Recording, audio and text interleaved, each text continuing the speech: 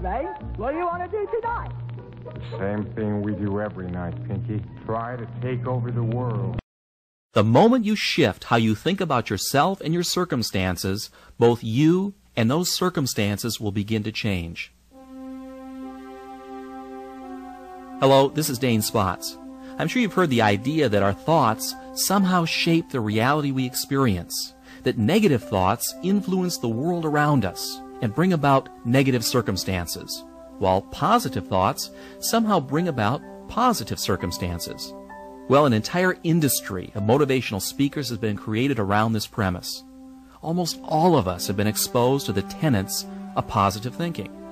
But if it works so well, then why isn't everyone who attends these seminars and reads these books rich and successful? And most of all, happy? If all we need to do is to think positive thoughts, we should be able to create a positive world almost overnight, shouldn't we? What's wrong with this picture? Well, I've spent the last 20 years trying to find out.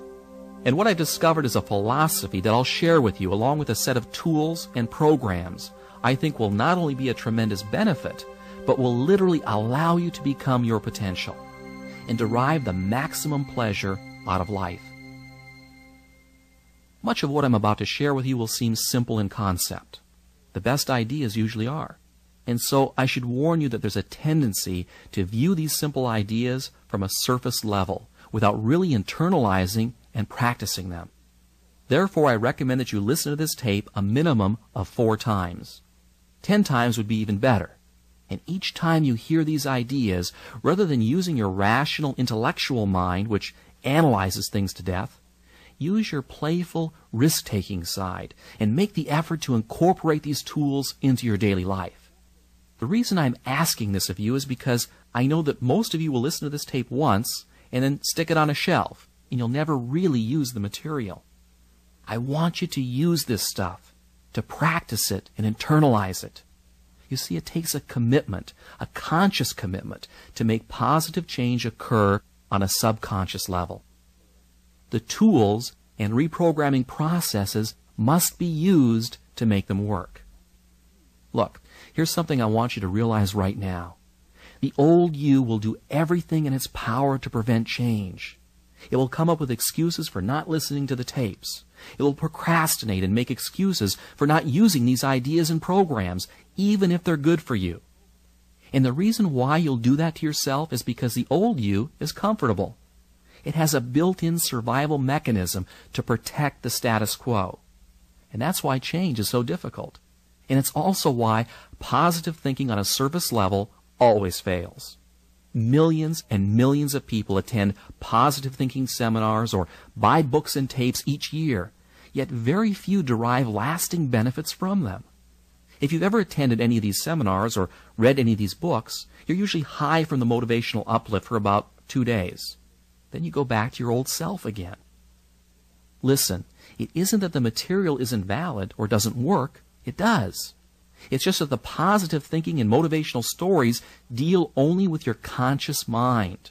And that conscious mind is not the engine that powers your life. Rather, it's the subconscious or the unconscious portions of your mind from which your behavior and attitudes spring. Going directly into the unconscious and rewiring how you think about yourself and your future is the key to permanent and lasting change. And that's precisely what we'll be addressing in this program. Okay, let's begin. First off, let me give you the philosophy behind this program and also answer the question of just how our thinking and beliefs on a subconscious level affects our wealth, our health, and our success or failure in any undertaking. Let me read you something that sums up rather nicely the point of all of this. What we believe determines what we make true. Let me read that again to you. What we believe determines what we make true. Our perceptions of reality, how we think about ourselves and the world around us, what we look for and what we take to be true is determined by our beliefs. Alter a belief and you can change reality, or at least the reality that you experience. What I'm saying is that through your beliefs, you form your reality.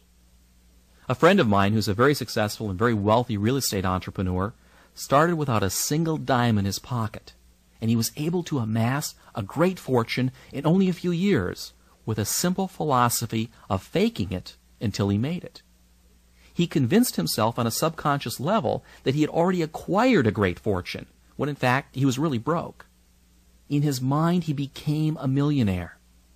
The circumstances that brought about that reality then followed. Now, I'm sure that you've heard similar stories. What we take to be true on a subconscious level becomes our reality. Now, does that mean that skill and luck don't play a role in wealth and prosperity? Well, money-making skills are learned and begin with a desire and a belief that it's possible. Remember, what we believe is based on our perceptions, and what we perceive depends upon what we look for. And what we look for depends upon what we think.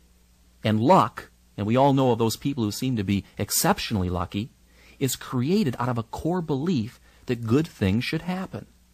It's an expectation. Expect to be lucky, and you will be. It's as simple as that.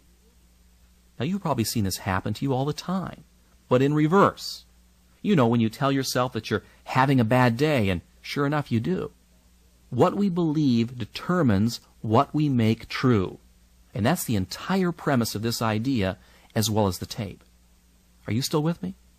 What I'm telling you here is nothing new. In fact, it's very old. Philosophers and great thinkers have been saying it for thousands of years. The Roman philosopher Marcus Aurelius said, "Our light is what our thoughts make of it." Napoleon Hill said exactly the same thing in Think and Grow Rich. And everyone since has said the same basic idea. But that doesn't necessarily help you make it work better in your life. You see, you've got to break through an encrusted mind script that's made up of years of negative programming. That's why we've created mind development tools here at Zygon, because the purpose of these tools is to deal with the issue of beliefs and behavior at the deepest levels of your being, and to anchor these new beliefs into your subconscious, where your beliefs are formed and reinforced by your perceptions and thus made true. To create lasting change, you must rescript the core set of beliefs that forms how you think and perceive your reality. Inside our subconscious minds, we have scripted what we see as the truth. Remember, what we accept to believe as true is true or becomes true, period. And any evidence contrary to our core beliefs is discarded or perceptually modified by our brains. So if you've been told all your life that you'll never amount to anything, or believe that being wealthy is something beyond your grasp, then that is the mind script that is welded into your subconscious. And then that's the reality you will experience. Now, enough talk about that. Let me give you now a very simple and very powerful tool that you can use to create the reality that you'd like to experience, to attract wealth and prosperity, to bring forth loving and positive relationships, to make you shine and glow and achieve in every area of your life. It's a process I call visioneering. What is it? Well, it's a program of mental rehearsal of future events that anchors successful images to positive emotions through a simple visualization technique. It also programs the subconscious to bring forth a desired goal into reality. Now, you're probably familiar with visualization techniques, and perhaps you've experimented with them in your life. That's good. Most people try it for a while, but then they give up, usually for two reasons. The first is that the old you creeps in again with excuses for not changing. And also because you may not have been doing it right, so you never really noticed any positive feedback to justify continuing doing it. Well, I'm going to give you a super simple solution that's going to work incredibly well, but it's up to you to use it. And there are 3 steps in the process. Before I give them to you, let me give you a bit of a tip. You must set up a regular time each and every day for your visioneering session. We're talking about 5 minutes a day. 5 minutes, and you can achieve any worthwhile goal that you desire. Morning or night, it doesn't really matter. Just give yourself the 5 minutes. You're worth it. Now, this 5 minutes must be exclusively devoted to the visioneering process. Okay, are you ready for a session? Get into a comfortable position. Close your eyes and with your eyes closed, roll them upwards slightly, as if you're trying to see the center of your forehead, and listen to yourself breathe. Focus your attention on slowly taking deep breaths and on the sound of the air coming in and out of your lungs. Feel yourself relax. Do this breathing exercise 5 times. It will only take 45 seconds or so as you focus on your breathing. This is a simple relaxation exercise that will immediately alter your consciousness, putting your brain into an alpha state. In fact, if you were to hook yourself up to an EEG machine while doing this simple procedure, you would see an increase in alpha wave production emitting from your brain. And in only 45 seconds. You know, there are seminars that charge upwards of $500 to teach you this. Okay, so you've learned how to induce an alpha brainwave state in 45 seconds. The next step is to pick out an image of a past memory where you were extremely happy. Really get in touch with that experience. It doesn't really matter what it is or when it happened. The point is to conjure up a winning feeling or a positive emotion that you can then use to connect with your image of a future event. Perhaps this is an image of the moment you remember falling in love, or receiving a standing ovation during a high school play. Go back into your past and pull out a very specific event that you will relive in every detail. Feel the pats on your back, the loving adulation. Remember the voices, the smells, the colors. As you recreate this scene, let yourself re-experience all of those winning feelings. What you're doing here is bringing forward into your consciousness a positive emotion that will psychologically become connected with a future goal in your subconscious. This has the effect of anchoring that desired goal into the subconscious mind so that it's energized and becomes a subconscious reality. Now, making it happen is really quite easy, because if the subconscious mind believes it, it will alter your perceptions and will look for it to make it into a reality. I'll talk more about that a little bit later. Okay, once you've relived that positive moment and felt those winning feelings welling up inside of you, the next step is to envision the future goal that you want to achieve as vividly as possible. It can be through a mental picture, a word, a musical note, a taste. In fact, any sensory image that you can think of. Each person is different. Some people respond better to pictures, while others words. The key point here is to see yourself as if you've already achieved that goal, whether it's in the form of a picture, a feeling, or words. If it's money, see yourself as already having it. Perhaps the images are of you going to the bank with a big deposit, or you're sitting at your desk at work piled high with $100 bills. Smell the money, roll in it, throw it in the air. See yourself walking down the street wearing the finest clothes, driving your dream car, and hearing the whispers and comments of your friends, wondering how you ever got so successful.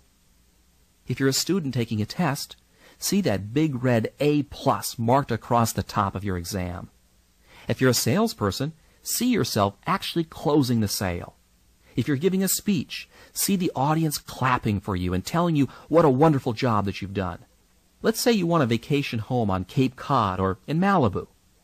Picture yourself walking through the front door, noticing the color and the texture of the walls, the lawn, the roof, the entry area.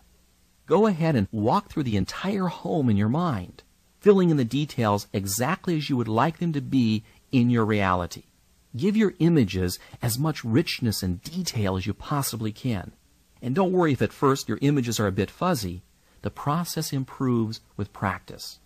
Tie in sounds, smells, and touch. In fact, the more senses and the greater the specificity, the more ammunition that you're giving your subconscious mind to believe it and then to act on it.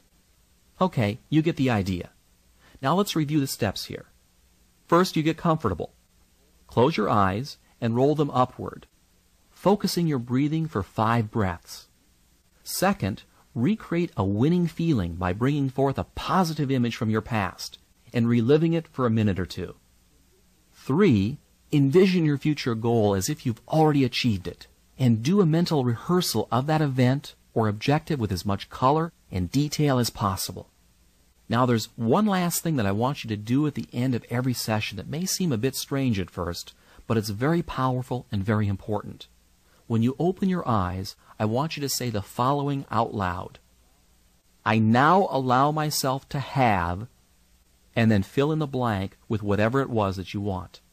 And then say, so be it, it is done. This simple statement to yourself affirms the goal that you've just programmed and releases it. Why release it? What you want to do after affirming it is to release it and not dwell on it. Dwelling on something is like telling your subconscious mind that you don't really believe that it's possible. It's like wanting something too badly. You know when you want something too much and that you're afraid that you're not going to get it? This is what I call the choke syndrome. When you try too hard, you choke on it. And it's a very easy thing to do. People who wish for something fall prey to this all the time. However, if you visioneer it, you've already created it. Now release it and let it go. By letting go of it, you're actually programming into your subconscious the belief that you expect it to happen. And dwelling on it only creates mental doubt that you believe it's really possible. And there's something else too. You must believe that you deserve it and not feel the least bit guilty about it.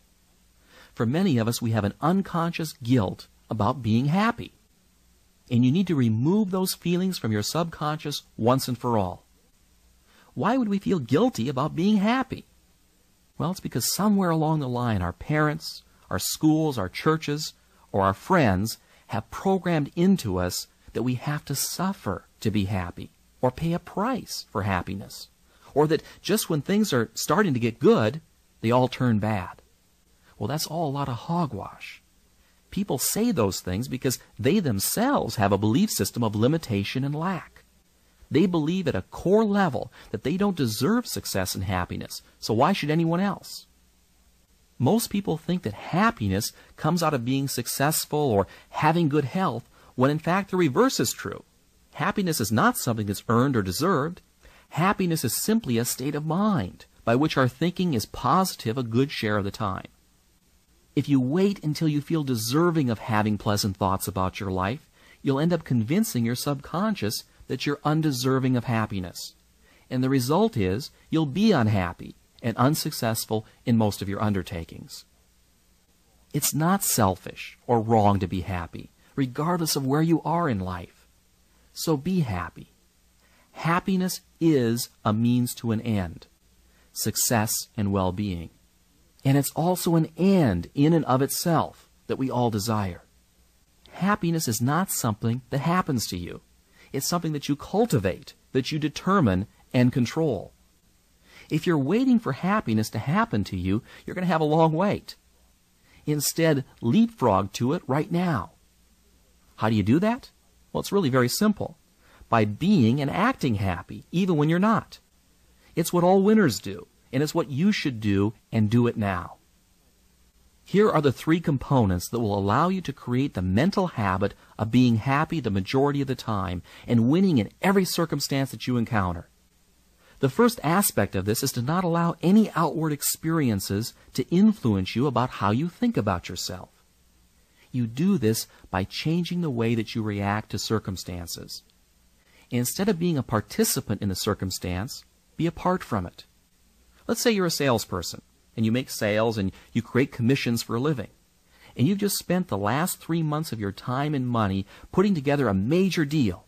And it's just getting ready to close when your prospect backs out at the last minute. Your commission was big bucks, and you see it all going down the drain before your very eyes. And you say to yourself, I just knew this was a lousy business. Why did I ever go into this business in the first place? People are rotten. Now I have to start all over again. Whoa, wait a minute, time out. Stand outside of this picture for a moment. The circumstances are that the deal fell through. But how you react to it will have everything to do with your happiness and the success of future deals.